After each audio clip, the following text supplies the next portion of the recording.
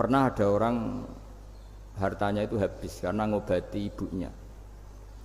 Terus datang ke saya, dia sumpek karena hartanya habis ngobati ibunya. Terus dia bilang, Gus, saya ini sekarang sudah miskin karena ibu saya sakit dan harta saya habis untuk ngobati ibu saya.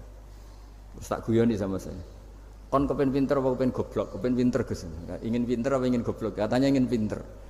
Kalau ingin pinter bahasanya jangan gitu. Harta kamu tuh masih di akhirat karena habis untuk ngobati ibu. Bayangkan kalau habis untuk maksiat itu habis betul. Terus dia mulai syukur. Alhamdulillah Gus, harta saya habis secara heroik karena untuk mengobati apa ibu.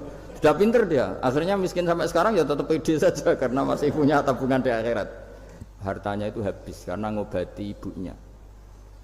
Terus datang ke saya, dia sumpek karena hartanya habis ngobati ibunya. Terus dia bilang, Gus, saya ini sekarang sudah miskin karena ibu saya sakit dan harta saya habis untuk ngobati ibu saya. Terus tak guyoni sama saya, kon kepen pinter apa kepen goblok? Kepen pinter Gus. Ingin pinter apa ingin goblok? Katanya ingin pinter. Kalau ingin pinter bahasanya jangan gitu. Harta kamu tuh masih di akhirat karena habis untuk ngobati ibu. Bayangkan kalau habis untuk maksiat itu habis betul. Terus dia mulai syukur. Alhamdulillah Gus, harta saya habis secara heroik karena untuk mengobati apa ibu. Sudah pinter dia. Akhirnya miskin sampai sekarang ya tetap pede saja karena masih punya tabungan di akhirat. Ketika ada orang melafadzkan kalimat la ilaha illallah, tiada Tuhan selain Allah. Kemudian kalimat ini mungkin kalau orang NU baca itu rutin ya, karena kiainya kelamaan ya yang ikut sambil tidur ya. Kalau tahlil itu disebut kiai tertentu itu mesti yang belakang wah suwi itu kalau kiai itu lama itu. Nah kiainya juga karena jadi lakon ya kan lebih semangat karena pegang mic. Biasanya gitu di NU itu. Kalau khotib mesti semangat karena yang pegang mic, yang dengerin mesti ngantuk karena monoton itu. Karena yang mendengerin sudah tahu pasti nyuruh baik meninggalkan yang jelek. Jadi ilmunya sudah disimpulkan dulu. Setiap yang tidur di masjid mesti tak tanya kenapa tidur. Ilmunya ada perkembangan Gus, nyuruh yang baik meninggalkan yang jelek. Tapi kalau ilmunya agak ada perubahan kan dengar semua pasti nyuruh yang jelek meninggalkan yang baik. Karena watak manusia itu agak-agak suka fitnah itu suka geger. Tapi kalau monoton itu mesti enggak itu. Tapi yang menjadi pegangan kita, saya ulang lagi, itu ilmu dulu. Saya ulang lagi itu ilmu dulu. Saya berkali-kali menyontohkan, kalau ada orang kafir, orang yang tidak bersyahadat 70 tahun, kemudian dia bersyahadat sekali saja di akhir hayatnya, itu kata Allah, qulil ladzina kafaru iyantahu yughfar lahum ma qad salaf. Katakan ke mereka yang kafir, jika dia mau bersyahadat, itu masa lalunya diampuni semua. Sehingga kedahsyatan kalimat ini luar biasa. Orang yang kafir 70 tahun saja barokahnya la ilaha illallah ini dosanya bisa diampuni semua.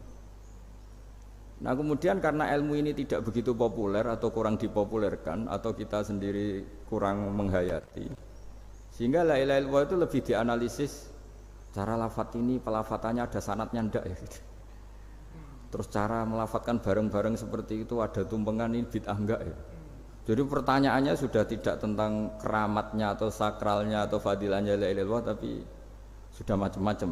Dan cara seperti ini ada hadisnya enggak, legal enggak, terus ada sanadnya enggak. Jadi saya mohon semohon-mohonnya untuk teman-teman yang di Al-Iman itu harus ngaji ya. Ngaji itu nanti kamu tahu cara mandang sebuah ibadah atau perilaku atau apa sajalah tahu.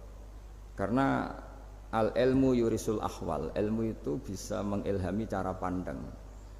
Dulu yaitu saya ulang lagi, ketika zaman Hindia Belanda, karena pemerintahnya Hindia Belanda itu ulama-ulama keras sekali, sejelek-jeleknya ulama itu yang datang ke Umaro.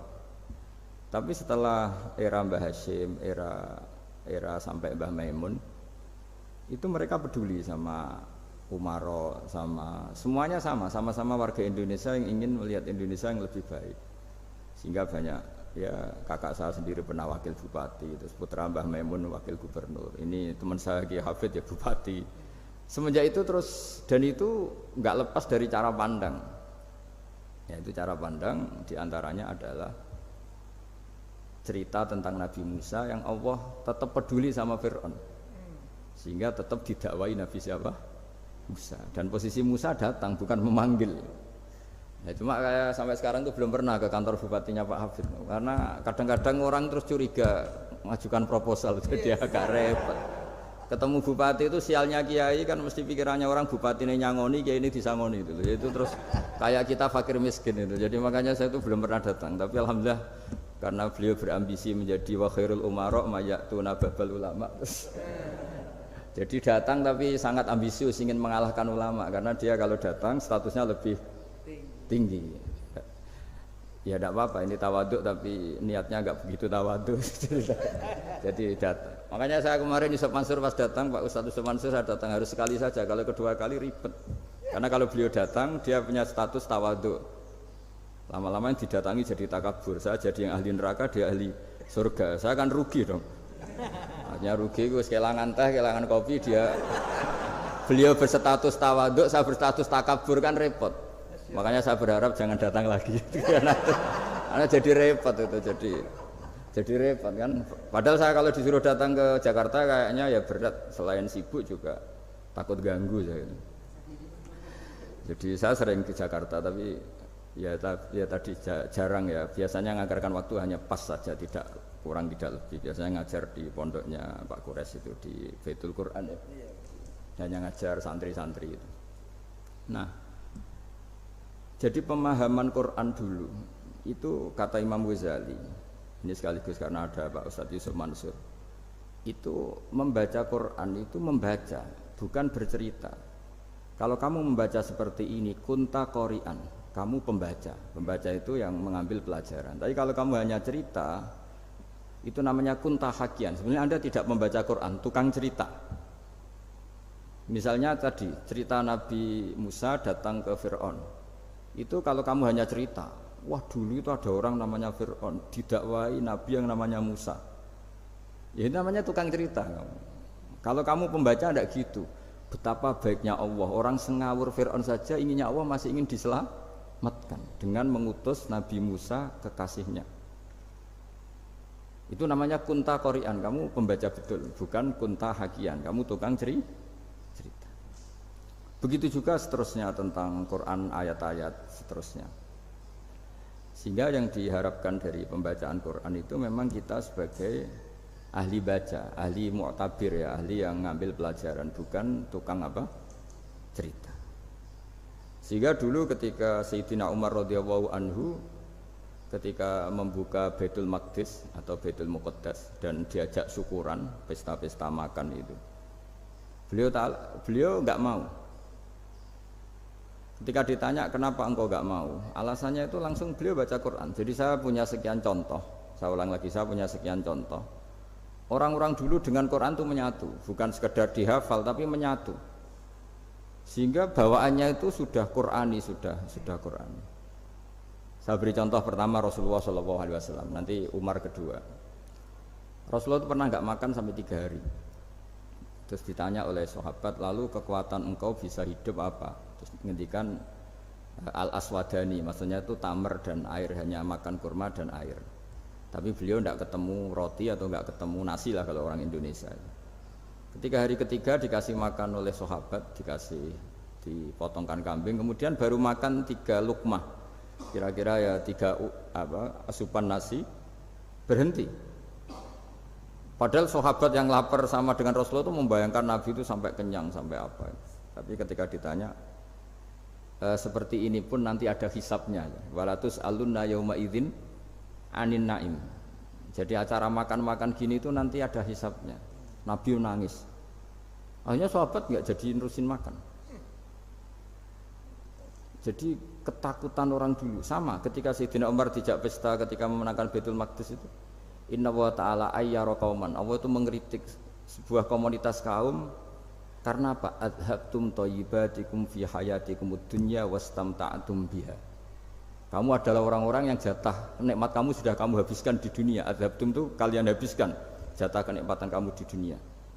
Wastamta'tum biha, kamu di dunia sudah berpuas-puas. Maka jatah Anda sekarang di akhirat habis.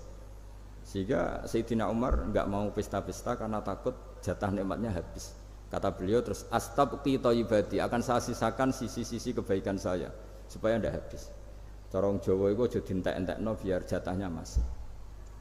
Sehingga di dunia kiai itu ya meskipun saya akrab bupati, akrab mungkin wakil gubernur, saya itu ya jarang ketemu.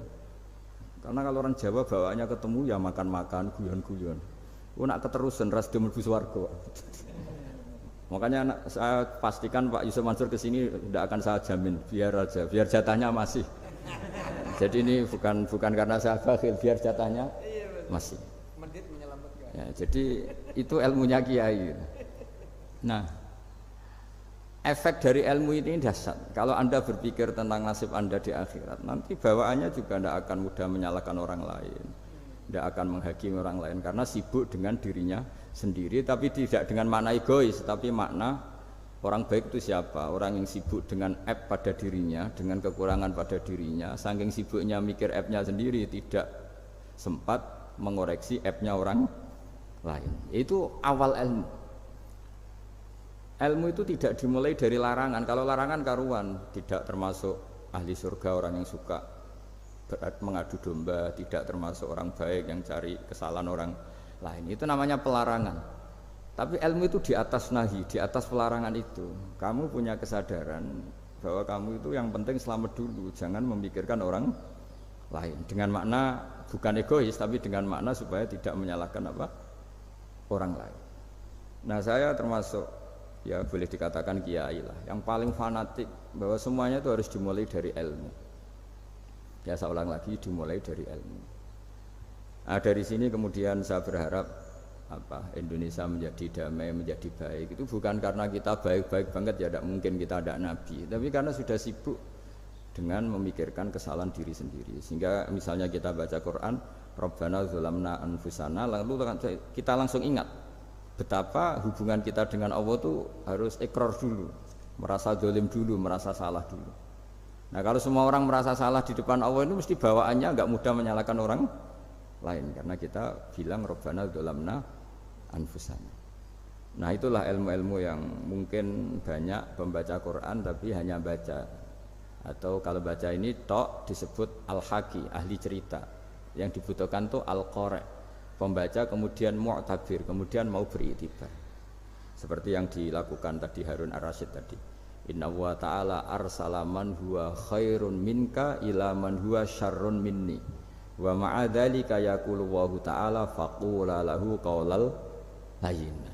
Ini kamu tidak usah memaksakan musyaddid keras sama saya, karena Allah Ta'ala telah mengutus orang lebih baik ketimbang kamu, yaitu Nabi Musa, ke orang yang lebih jelek ketimbang saya, yaitu Fir'aun. Itu saja harus beretika. Faqula lahu qaulal layyinan la'allahu yatadzakkaru aw yakhsha. Dan alhamdulillah bawaan kita sebagai orang timur atau orang Jawa itu kalau mau ngandani orang itu halus sekali. Di antara bentuk kehalusan kata-kata diceritakan di ayat lain ketika Nabi Musa ketemu Fir'aun.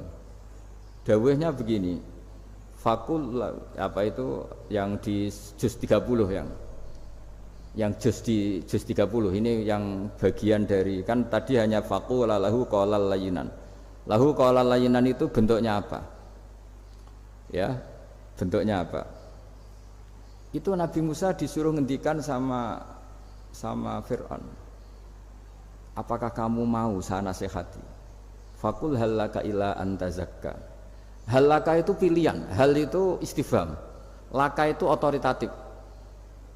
Jadi betapa santonya kalimat itu, fakul hal laka ila antazakka. Jadi kalau dimaknani model Pak Hafid, model saya ngaji di sarang itu, hal laka onoto iku kedue siro, berhak bagi kamu, berhak bagi anda, apakah anda berhak loh mendapat nasihat supaya anda jadi orang yang lebih baik. Hal laka ila antazakka. Jadi tidak kalimat perintah, tapi kalimat pilihan. Apa engkau mau saya beri nasihat? Wahdiyaka ila rabbika fatakhsha. Dan saya beritahu kamu tentang Tuhan, dan kemudian kamu menjadi orang yang baik, fatakhsha, orang yang punya khasyah, punya. Jadi kayak apa kalimatnya itu? Napa jenengan kerso?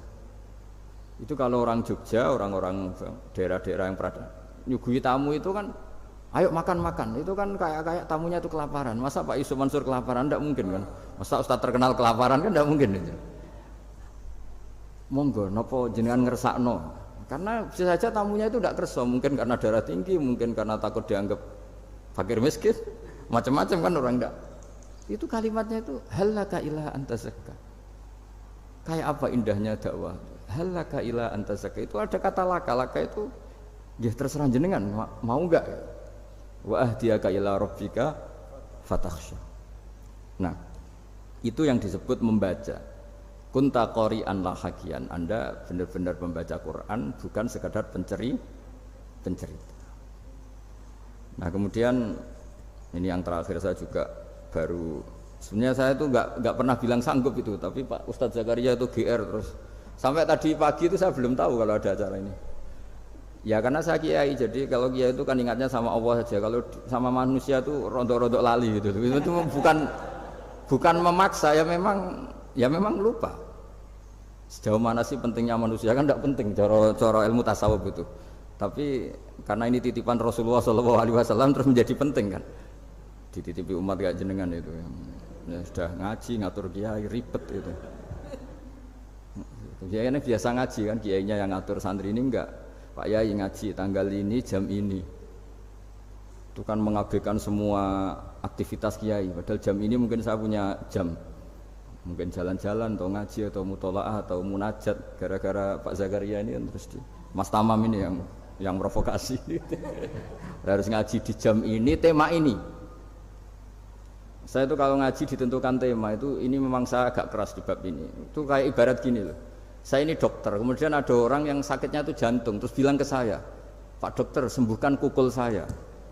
Wong penyakit ekstrimnya itu jantung, kok bila disembuhkan apa? Kukul. Kan gak penting, sembuh tidak sembuh, kukul itu kan gak penting. Jerawat itu. Kiai itu tahu kesalahan paling fatal manusia itu akidah. Tapi kadang-kadang mintanya ilmu yang tidak akidah, yang gak penting. Jadi kadang-kadang kiai itu ya digurui betul kalau di Indonesia itu. Misalnya ini tidak nyindir loh, memang marah betul kalau di bab-bab seperti ini. Tapi ini biar jadi ilmu masif, ilmu yang general. Saya ulang lagi ya, Anda jadi dokter, tahu pasien Anda ini penyakit jantung kronis atau sudah fatal lah sudah. Terus orang itu bilang, Pak Yai, itu Pak dokter, tolong obati kulit saya supaya tidak jerawatan. Kamu bilang ini orang aneh enggak? Aneh kan? Nah, kiai juga gitu. Saya sering itu ada orang mau haji gitu, Gus doain saya jadi haji mabrur. Pernah belajar haji Pak? Dereng. Mungkin enggak orang belum belajar nyupir terus kemudian minta didoain, Gus saya mau nyupir doain selamat. Nyupir aja enggak bisa kok minta doa selamat. Harusnya urutannya kan belajar dulu baru minta doa. Tapi kali ini aliman bener ngajaknya akidah dulu, ahli sunnah kan. Nah, itu bener karena akidah itu hal yang prinsip memang harus. Kalau kebetulan nggak bener tak revisi betul. Untungnya kalau temanya bener. Jadi saya mohon ke seluruh orang-orang yang mau ngaji ke kiai itu tema itu biar yang milih kiai supaya tahu prioritas yang harus benahin. Jangan tema yang kita yang milih. Jangan-jangan tema yang kita pilih itu tidak mendesak atau tidak penting. Ini bukan apa-apa. Ini saking ingin baik saya ya, keinginan baik saya supaya. Dulu zaman sahabat ya gitu. Kalau ada pertanyaan salah sama Nabi dibenerin, cuma Nabi terlalu bijak. Cara benerin tuh enak.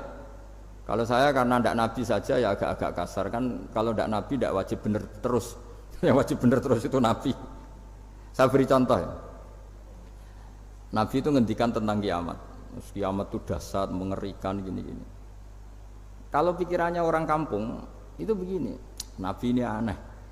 Cerita kiamat dahsyat tapi nggak ada tanggalnya, ada tahunnya. Harusnya ada dong biar kita bisa persiapan. Sehingga Nabi disomasi di tengah-tengah khutbah itu, ya Rasulullah mata sa'ah. Nah, karena ini orang Bedui, Nabi nggak dengerin, diulang lagi. Mata sa'ah ya Rasulullah.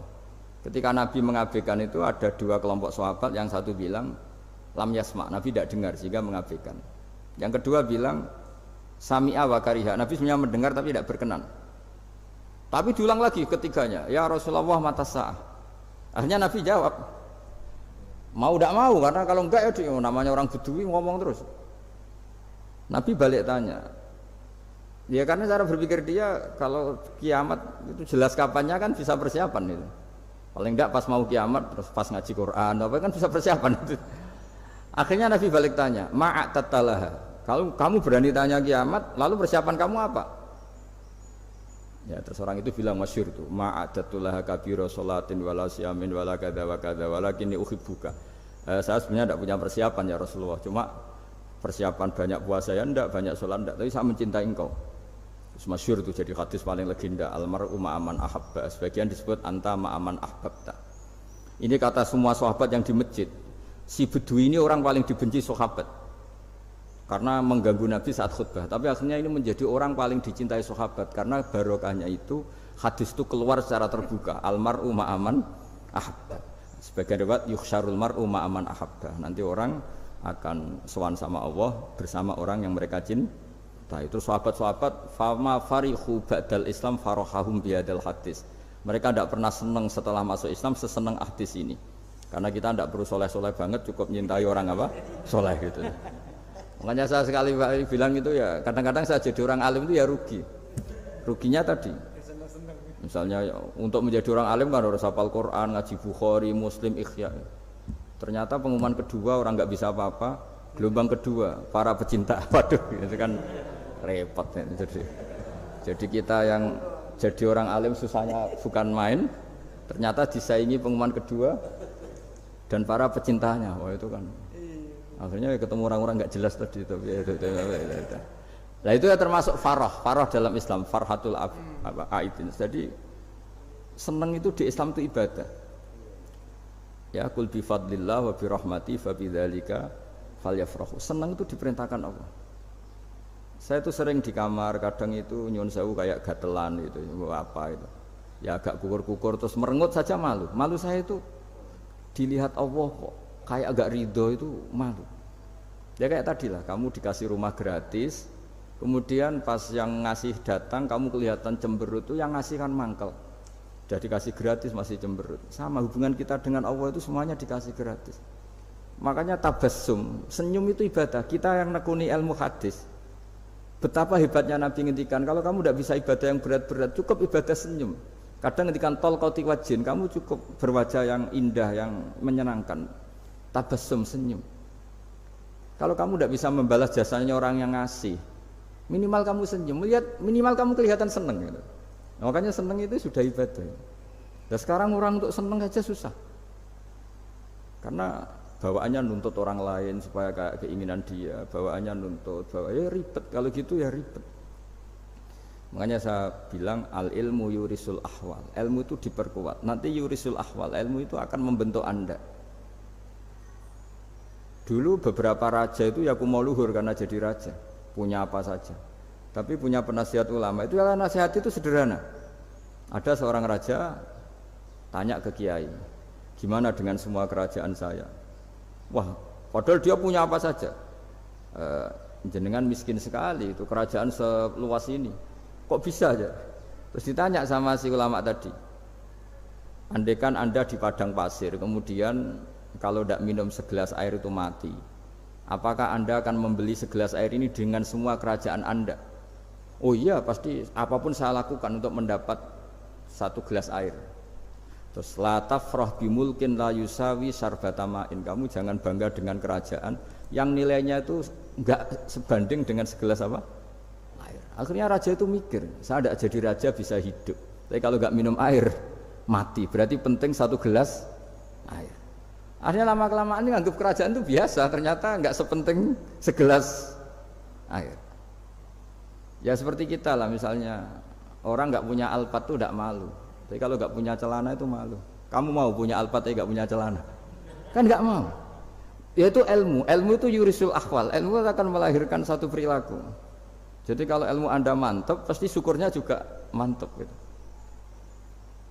Ya makanya saya termasuk kiai yang selalu mendorong pentingnya ilmu. Bahkan kata Sufyan Ats-Tsauri ngendikan saking pentingnya ilmu, ada kata fa'lam annahu la ilaha illallah, dimulai kata fa'lam. Dan saking pentingnya ilmu itu, setiap nabi itu status permanennya itu hanya satu, mengajar. Rabbana wab'ats fihim rasulam minhum yatlu 'alaihim ayatik, membacakan ayat-ayat Allah, sampai wa yu'allimuhumul kitab, mengajarkan kitab wal hikmah.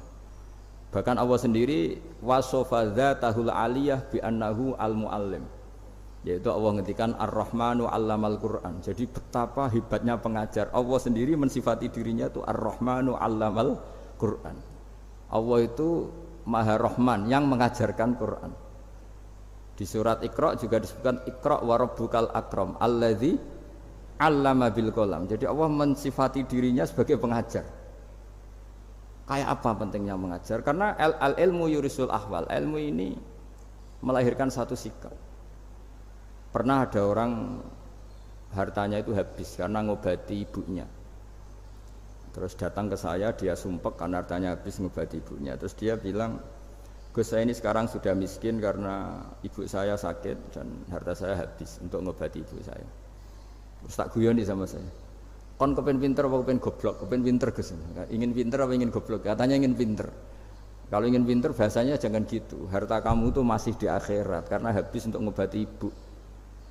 Bayangkan kalau habis untuk maksiat itu habis betul. Terus dia mulai syukur. Alhamdulillah Gus, harta saya habis secara heroik karena untuk mengobati apa ibu. Sudah pinter dia. Akhirnya miskin sampai sekarang ya tetap pede saja karena masih punya tabungan di akhirat. Dan itu saya terinspirasi oleh ilmu juga. Jadi dulu Sayyidah Aisyah itu pernah nyimpan sepotong daging kambing, disimpan untuk dimakan beliau. Karena beliau mau iftar ya, mau buka atau apa. Singkat cerita, karena bawaan keluarga Nabi itu sakhok, ada orang minta dikasihkan. Suatu saat akhirnya kan habis, terus Nabi tanya, yang daging tadi di mana? Habis. Terus Nabi cara menjelaskan itu indah sekali. Harta kamu itu baju yang kamu pakai nanti ya rusak, yang kamu makan nanti ya ke WC. Wa tasaddaqta fa abqaita. Memang di semua riwayat itu pakai dhamir mukhatab mudzakkar, meskipun asal usul riwayat itu untuk Sayyidah Aisyah karena untuk umum. Yang kamu sedekahkan tuh yang masih. Kamu jangan bilang kamu sedekahkan tuh yang habis. Yang kamu sedekahkan tuh yang masih. Misalnya saya punya uang 1 miliar misalnya. Terus pernah tak sedekahkan ke fakir miskin atau ke kiai atau ke pondok 100 juta. Itu yang mesti masih karena kadung di luar kekuasaan kita. Kadung lillahi ta'ala. Justru yang masih itu yang potensi nanti untuk hal-hal yang kurang positif. Semenjak itu orang sedekah itu begitu entengnya karena itu yang masih. Ya tapi tentu sarannya yang tepat ya. Saya sekarang sering kampanye sedekah tepat karena misalnya sering saya itu didatangi orang kaya. Gus, saya ini punya uang banyak, ingin punya masjid biar dipakai orang Jumatan. Terus saya bilang, kamu ingin jadi orang baik betul apa baik versi Anda? Baik betul Gus. Tak ajarin mau, gak tersinggung, mau Gus. Kalau Anda bikin masjid di kampung Anda, masjid terbaik di dunia sekalipun, yang bingung saya ahli fikih. Kok bisa Gus? Kan terjadi 2 Jumatan, nanti sahnya yang mana? Kamu enak aja bikin masjid kan? Kamu bikin masalah baru bagi kiai fikih di daerah kamu.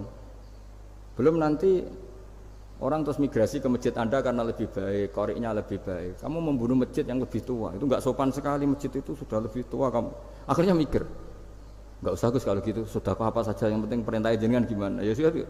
Jadi sedekah itu juga harus dibina supaya kalau orang kan bisa saja kan uang 100 juta itu untuk fakir miskin manfaat, ternyata untuk masjid yang sifatnya aksesoris, untuk lampu yang kristal yang mahal-mahal bukan yang pokok. Jadi itu pentingnya ngaji ya. Jadi lagi-lagi al ilmu yurisul ahwal. Ilmu itu melahirkan satu sikap. Jadi ketika ada masjid baru, kalau orang nggak bisa ngaji fikih, wow ada masjid baru, masjid banyak. Tapi kalau yang ngaji fikih ngerti ini malah ada masalah baru karena ada ta'addudul Jum'atan, gimana hukumnya 2 Jumatan dalam kondisi yang tidak mendesak. Makanya sekarang saya baru kampanye itu. Dulu itu kalau ada masjid banyak itu kan faktornya beda ormas, beda pemahaman atau agak jauh, masih hukum sosial. Atau bawaan kondisi, misalnya di dekat UGM itu ada masjid kampung pertama, bawaan masjid karena ada kantor besar, atau bawaan ada pabrik besar, atau ada sekolahan besar. Tapi sekarang itu ada pertanyaan baru, ada masjid baru karena ada orang kaya ingin bikin masjid, itu gimana itu hukum? Nah, tapi kalau orang nggak nekuni fikih itu ya langsung wah bagus untuk bangun masjid. Bagus piye kene sing kangelan memfikihkan tadi. Nah itu ilmu. Jadi kalau yang tidak nekuni fikih itu ya tidak tersiksa, tapi yang nekuni fikih itu pasti tersiksa karena seperti itu tadi. Ya jadi saya mohon di antara cara kita dakwah secara damai itu dimulai dari Robbana Zolamna Anfusana, itu dipakai Nabi, di redaksinya digenti Diganti dengan makna supaya kita per individu matur Allah apa ini zulam tu nafsi zulman kabiron katsiran. Nah bawaannya orang mengaku zalim, mengaku salah itu kan sudah tidak sempat mikir salahnya orang apa lain. Dan dari sini kemudian dia jadi orang yang tawadhu, yang ubudiyah, yang macam-macam. Sehingga Nabi itu bukan dianggap ya, pasti penjelas terbaik. Terus Allah meredaksikan wa ma tuqaddimu li anfusikum min khairin tajiduhu indallah. Apa saja kebaikan yang kamu sudah berikan untuk Allah sampai akhirat itu ya pasti kamu temukan di akhirat. Terus yang terakhir saya beri contoh orang peminta-minta sa'il. Itu Sayyid Ali Zainal Abidin kalau ada orang minta-minta terus dikasih. Misalnya dikasih ya 100.000 atau 50.000 atau 10.000 sesuai kemampuan yang memberi. Itu marhaban biman hamala zadi ilal akhirah. Saya terima kasih ya, gara-gara kamu minta uang saya jelas sudah sampai akhirat. Coba kalau di rumah bisa saja untuk hal yang tidak positif. Jadi bawaannya itu cara pandang itu rubah. Jadi sebenarnya kalau kita ngasih uang di masjid, ngasih kiai atau ngasih fakir miskin, ya uang itu yang masih bukan yang habis. Yaitu watasodak kata fa'abqaita, yang kamu berikan itu hakikatnya yang masih. Karena sudah ada kamu otak-atik lagi, makanya disebut wakaf. Sebenarnya wakaf itu dulu secara makna lughat, saya ulangi secara lughat. Maknanya itu sudah berhenti, wakfun maknanya berhenti. Nah sedekah itu dari kata sedekah maknanya benar. Orang yang sering sedekah berarti imannya benar. Orang yang uang sudah diberikan berarti dia sudah terputus, wakaf berhenti dari hubungannya dengan dia. Sudah dikasihkan berarti selesai. Sehingga wakaf dan sedekah itu sebenarnya maknanya saling melengkapi. Kemudian orang-orang fikih karena ada disiplin ilmu tertentu, wakaf itu untuk sedekah yang permanen, yang abadi, kemudian sedekah untuk infak. Tapi itu kan hanya istilah-istilah dalam disiplin ilmu. Sebetulnya kalau pakai ilmu yang umum, sedekah ya bisa disebut wakaf, wakaf ya bisa disebut apa? Sedekah. Karena maknanya sedekah itu wakaf. Wakaf itu apa?